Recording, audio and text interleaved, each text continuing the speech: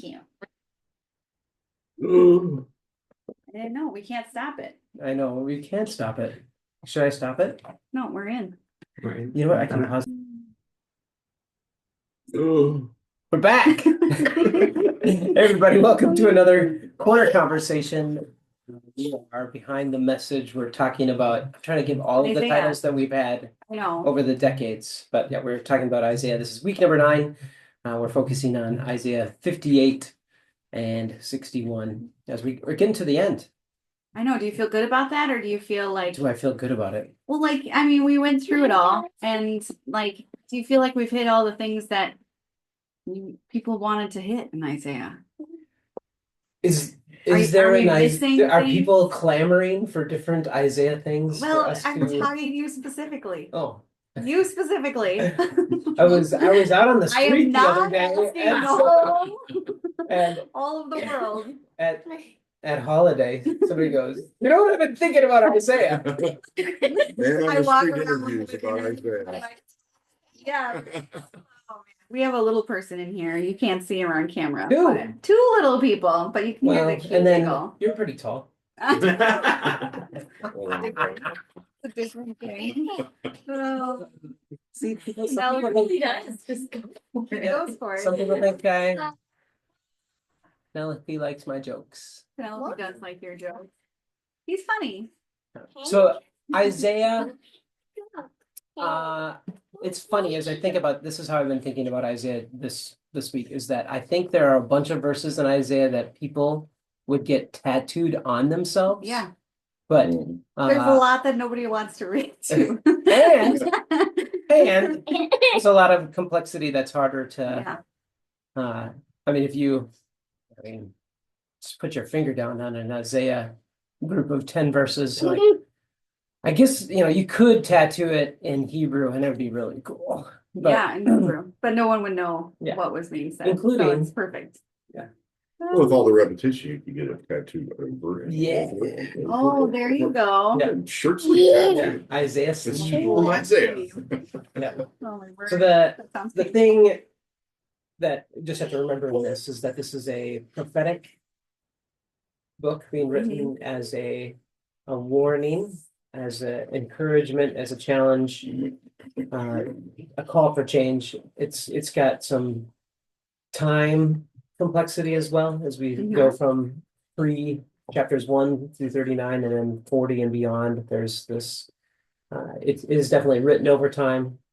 How much does that impact us and our understanding? The thing that it's really pointing towards is that even with incredible warning and change, the still need for a Messiah Savior is still rampant. Yeah, because I mean, I think the reason it's over and over and over again is because the Israelites do the same thing over and over and over again, the same mistakes, or maybe they add a new little twist, but it's on repeat.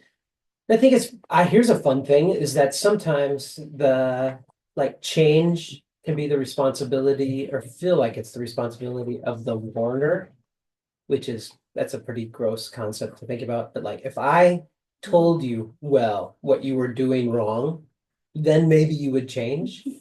That would be really good for our relationship. No, exactly. But the thing is that I feel like that's not rare in our world. No, but you have to be, it's not rare, but it's also, who do you listen to? Yes. And how did Isaiah, when we went back to the beginning, when we were talking about Isaiah and how Isaiah was called to become a prophet, and there's that story in 6, I think it is, where I don't know if he has a vision or what it is, but he sees God on the throne and he sees 2 cherubim on the side, and there's there's birds, the fiery birds and all of that, and then Isaiah suddenly realizes how broken he is, and I can't, here I am, and also, oh my goodness, what have I done? And I'm unclean.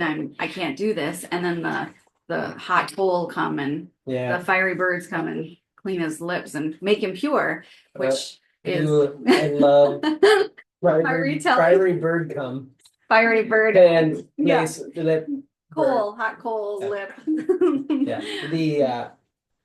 And in that is that would be a scenario we'd say, well, Isaiah, you are well placed to set people up for success because God has purified your lips to Yeah. bring this message. And the warning is important, hearing the warning is important, responding is important, but true hope is in embracing the need for change, but Yeah. also realizing that the need for a savior or Messiah, somebody to step in the final steps, the gap. It's part of the message of this book. It's Mhm. biblical narrative on display, and so to lean into that is important and complex because you can say, "I'm insufficient." My answer to that is to become sufficient. Yeah, do all the work and try really, really hard. I mean, it kind of feels like the only answer to Right. becoming sufficient is being sufficient. Sufficient. Yeah. Yeah.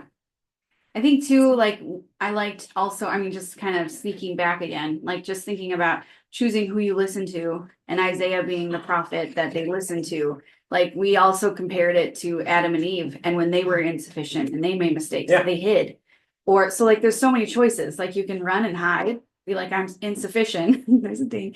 And run and hide, or you can let like what Isaiah did, let God make you pure, or you can work really, really hard to try to make yourself Yeah. sufficient. Yeah. And I don't know. I'm sure there's more choices. But Well, it's yeah. We should try really, really hard and Mhm. Yeah, yeah, it's so complex. Yeah. it is. Yeah. Go ahead. Well, let's wrap it up. Yeah, I know. Well, no, I was just thinking like with all of this stuff, like some of Isaiah 58 and was just talking about the fasting piece. And like it's in verse 3, it's like, why have we fasted and you don't notice? And like it fits with this conversation of trying to be sufficient, trying to do the right things. Yep. But like your heart not being really in the right place. And Isaiah 58, I feel like it talks so much about where like you're following the practices, you're trying really hard to be sufficient, you're trying really hard to do all the right things, but Yep. your heart's still not in the right place. And like in this fasting, I'm not hearing you because it's leading to fighting, it's leading to quarreling, it's leading to vicious blows. And with all of this, it's like you can't expect to fast today and expect your voices to be heard when it's leading to all this icky stuff instead of helping others and caring for people. And I love the context of this declaration. It's a little vague, but there's the commentaries or theologians say that this people were fasting for the demise of others. Yeah. Oh God. Could you burn their house down? I'm gonna praying so fast. hard, fast I that am- you can I am- destroy them. Yes. And so there could be some hard issues in that. Mhm. And so I think that's such a beautiful picture of like, is the answering of prayer simple? Sometimes, you could say that that's probably not God's will moment, obviously, but it can get a little bit more complex than that. I love Matthew chapter 23 is the woe chapter where Jesus kind of lets the religious authorities, the Pharisees and the Sadducees have it. I don't know, Mhm. exposes Mhm. some of their what's happening with their realities, and it's not is it about defaming them? Man, that's complex. But I think that the thing that is the people they really they thought, well, we're the example. Mhm. Everybody should be like us, and people are flocking to Jesus, and the religious authorities are going, listen, this guy, we fast more than this guy, we pray more than this guy, we go to the temple more than this guy. They should listen to us as the religious authorities, not to Jesus. And so I love in the middle, there's this very short declaration of, oh wow, you tithe your mint and your cumin and your like little Mhm. spices. And Spicy, so yeah. I think about it, it's so edgy, sarcastic. It's like Jesus is speaking my language there. Mhm. Because, in the moment of like, because he could have said, wow, you tithe, 10% of your wheat harvest, like this it could be a measurable amount of thing. But he goes to these minuscule spices, which are used, but also you just like, you put a pinch of Yeah. cumin in something, and you just take a little bit of it on the edge of your finger and you blow it to the wind and go, God, I give it to you. And it's just like as a this joke. I like the picture Oh, of it's that. Jesus is just so snarky in it. And then he goes, you do this and yet you don't care for those that are marginalized, that are Yeah. hurting, that are impoverished. Um and Jesus says, you should, who cares about the tithing of your mint? You should meet the needs or love people. And then he ends it again with again, he's like edgy, sarcastic. I love it because he goes, wow, you look at your drink and you go, oh my goodness, there's a gnat in it. And you Mhm. strain out a gnat out of your drink. And then he says, while you're gulping down a camel. It's like, and so I just love Jesus is just going, That was some good storytelling. oh, it's so good. And I'm sure the religious authorities are just like, it just uh, nudged them to rage, right? Oh, for sure. This would Yeah. be just thinking about a meeting moment. If this was a Mhm. meeting and you'd say, Mhm. oh, you're so worried about the gnat in your drink while you're gulping down a Volvo. Yeah. It could be a little edgy, but the thing in that Yeah. is that Jesus was pointing out towards the heart. Yeah. And the question we're bringing over and over in our conversation on Sunday is how do we really know what really matters? Yeah, for sure. And I think something that's interesting, at least about the fasting narrative too, is and in the story of Isaiah, this repetitive, you guys are outwardly doing all the right Mhm. things, but inwardly you're not changing, so you keep repeating all the same mistakes. Yeah. Really speaks to like human way of setting up systems, really, Yeah. not religion, but to try to control the divine, to try to Mhm. like sway things in our favor, to try to bend God's ear to our will, Yeah. and I think that's something that's really powerful about the message is like there's someone coming who's not just gonna free you from the oppression you're experiencing outwardly, the problems you're experiencing, but like that inward, that promise for inward change too. Um, and that's like part of the power of the Christian message is that it's not about changing the divine or measuring up to the divine. It's about allowing the divine to change you. Yeah. Yeah. And I think to get a little esoteric, talk about how nature abhors a vacuum. Mhm. These are empty, uh, processes that they're going through.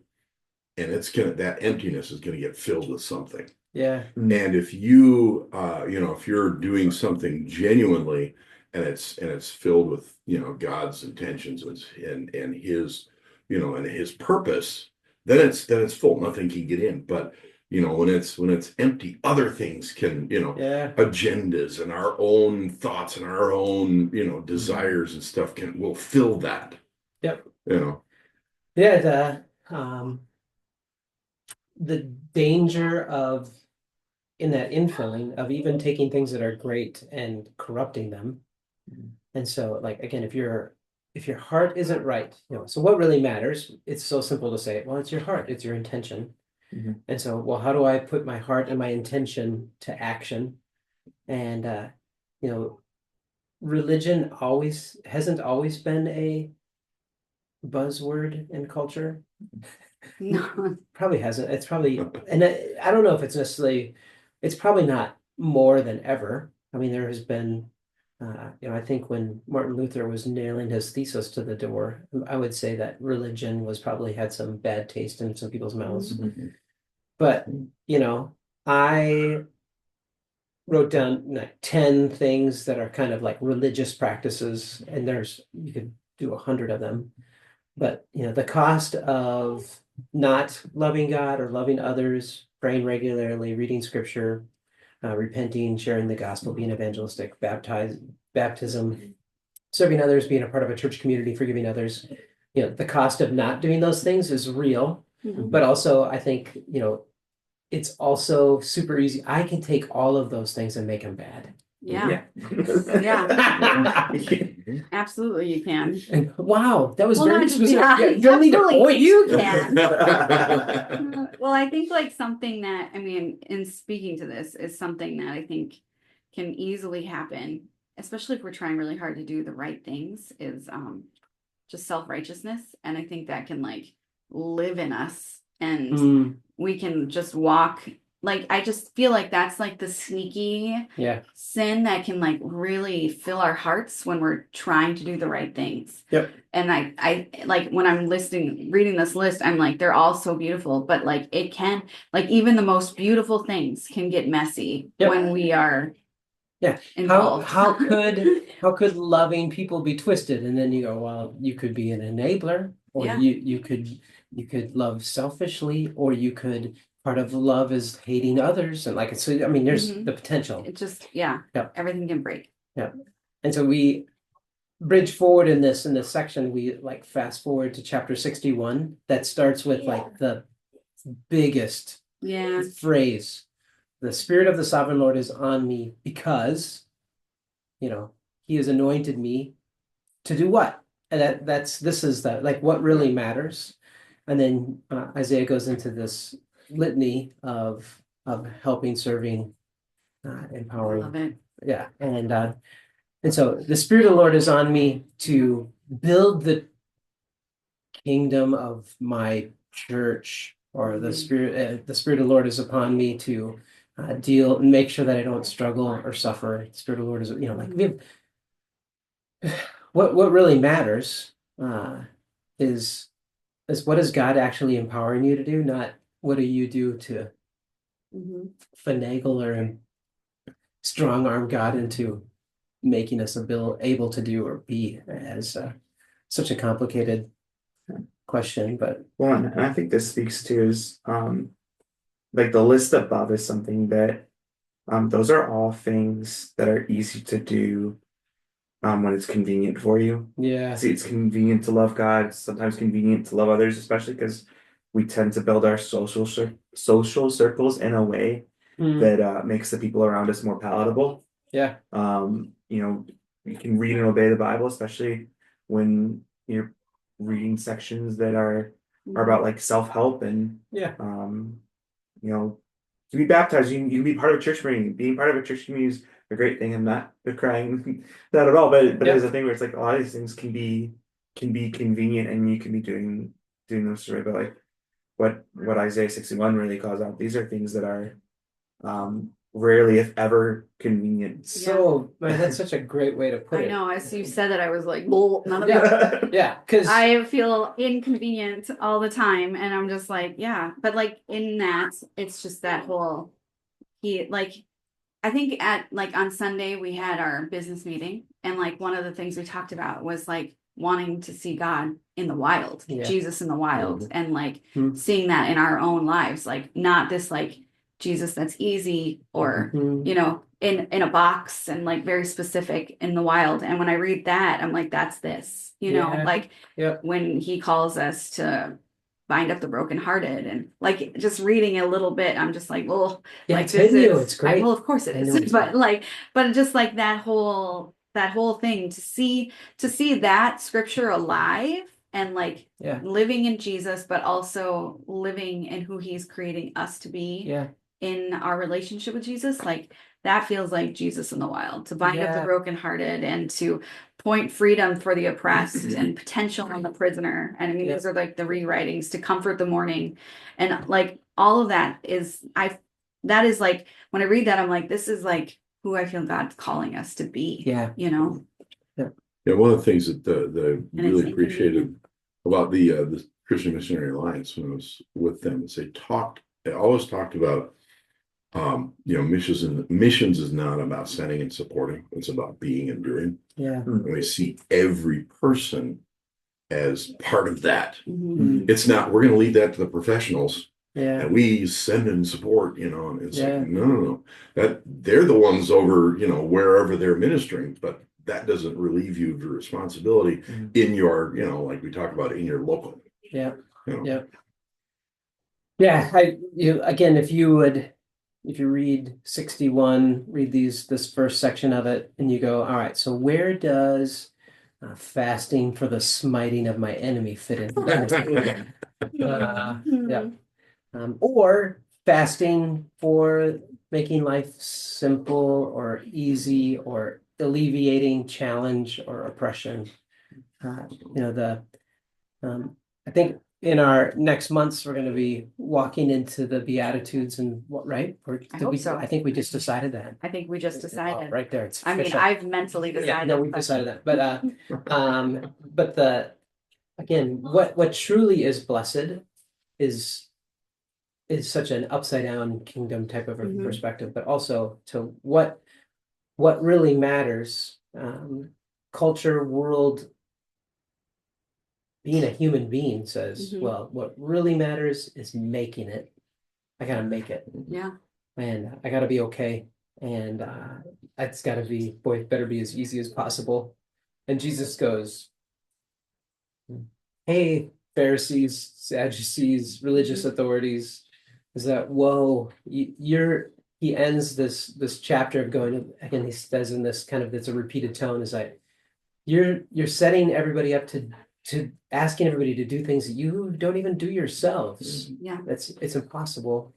And the hope is that uh, the calling is immense, but while the calling is immense, there's also this incredible freedom, and that you don't just have to check boxes. You actually get to uh, be instead of have to always do. I love so I think that so what really matters. I think that there can be, well, you can ask a AI bot to answer that kind of stuff. Mhm. And I think you can come up with some really good things, but I think uh, the importance of each of our narratives in this is, I think we can really mine into it when we ask the question, what is God wanting to help you with? Mhm. Because probably, again, so this is math, is that God, what do you want me to do? Who do you want me to be? Good questions. God, what in all of there's infinite number of options. What really does matter? Great question. But I think underneath it, if you want to really know that answer, instead of just like grasping on these, like Mhm. this thing's really important for everybody or some people, this thing's really important, is to actually just to go, God, all right, here's my prayer. What do you want to help me with? Maybe as that prayer is answered, we actually will like clearly expose what really matters. And I don't know, I've been thinking process. I'd love to hear you guys in this, but I think that, it's what I'm hearing as I pray that and ask that, think about that. It's not hasn't been things like the grandiose. It hasn't been like Scott, I would really love to help you take over the world.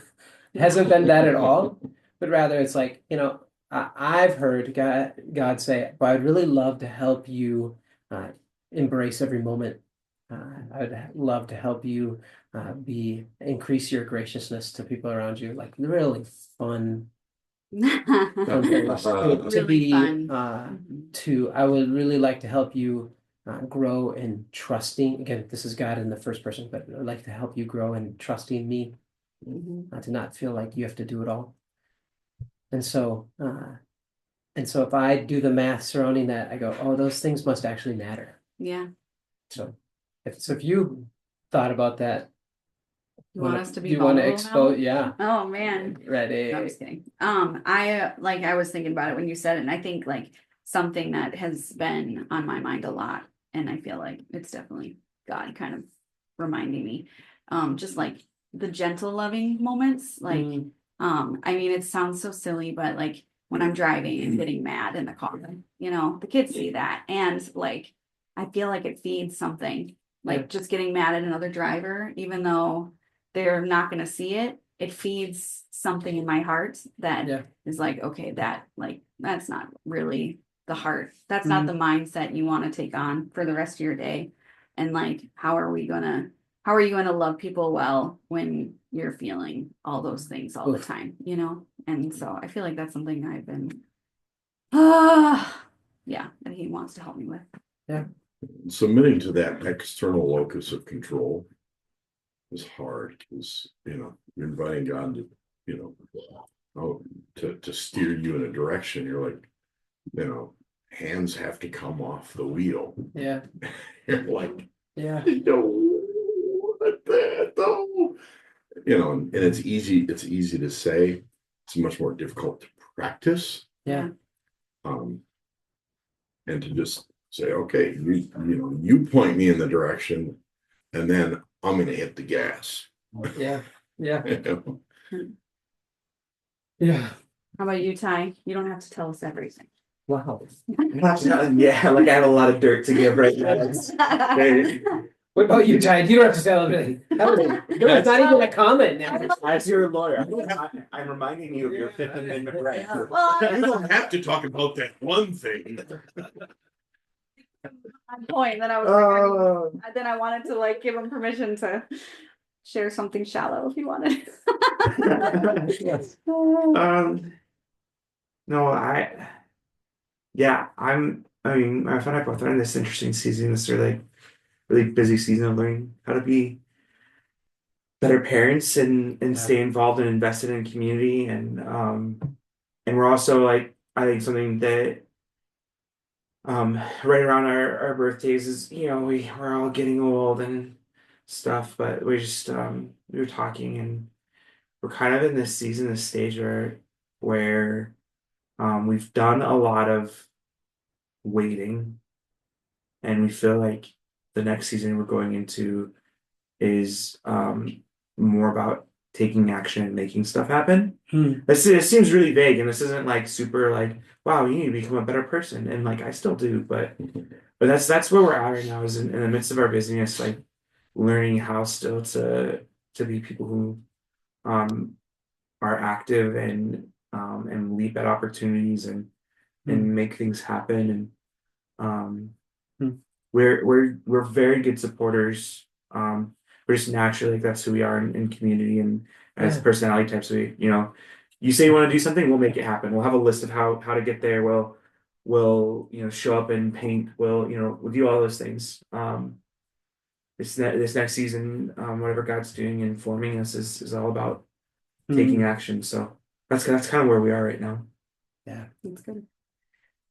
well, again, the process this weekend to be able to, rewinding, I'm not gonna start us into a deep conversation again, but to think about, there are a lot of things that are really important to most people, and they often cause us to take action. If you think that family is really important, it's going to lead to some degree of action. You should hopefully do something. If you want to see what actually is important, you look at your actions.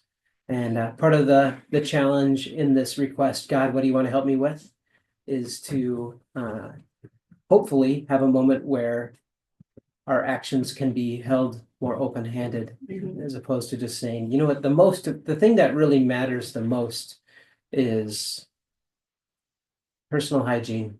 And so I use lots of product.